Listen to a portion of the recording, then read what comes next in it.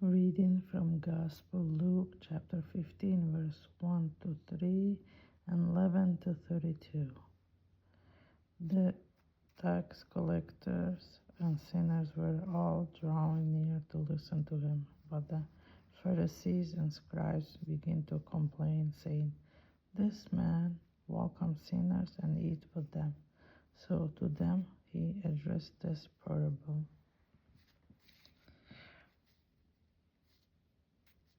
Then he said, "A man had 2 sons, and the young son said to his father, 'Father, give me the share of your estate that should come to me.' So the father divided the property between them.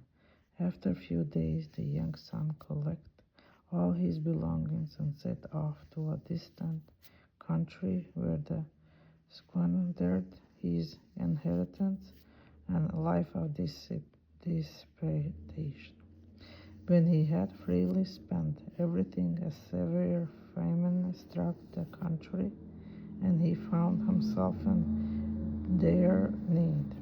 So he hired himself out to one of the local citizens and sent him to his farm to tend the swine. And he longed to eat his fill of the pods on which the swine fed, but nobody gave him any.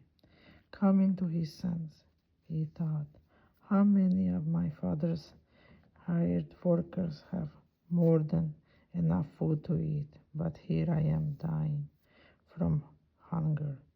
I shall get up and go to my father, and I shall say to him, 'Father, I have sinned against heaven and earth, against you. I no longer deserve to be called your son.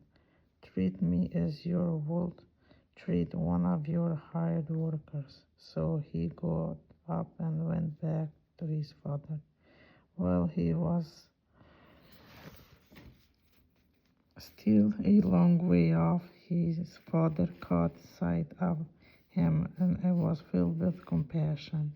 He ran to his son, embraced him, and kissed him. His son said to him, 'Father, I have sinned against heaven and against you. I no longer deserve to be called your son.' But his father ordered his servants, 'Quickly bring the finest robe and put it on him. Put a ring on his finger and sandals on his feet. Take the fattened calf and slaughter it. Then let us celebrate with a feast, because the son of mine was dead and has come to life again. He was lost and has been found.' Then the celebration began. Now the older son had been out in the field, and on his way back, as he neared the house, he heard the sound of music and dancing. He called one of the servants and asked what this might mean. The servant said to him, 'Your young has returned, and your father has slaughtered the fattened calf, because he has him back safe and sound.' He became angry, and when he refused to enter the house, his father came out and pleaded with him. He said to his father and replied, 'Look, all these years I served you, and not once did I disobey your order, yet you never gave me even a young goat to feast on with my friends. But when your son returns, who swallowed up your property with prostitutes, for him you slaughtered the fattened calf.'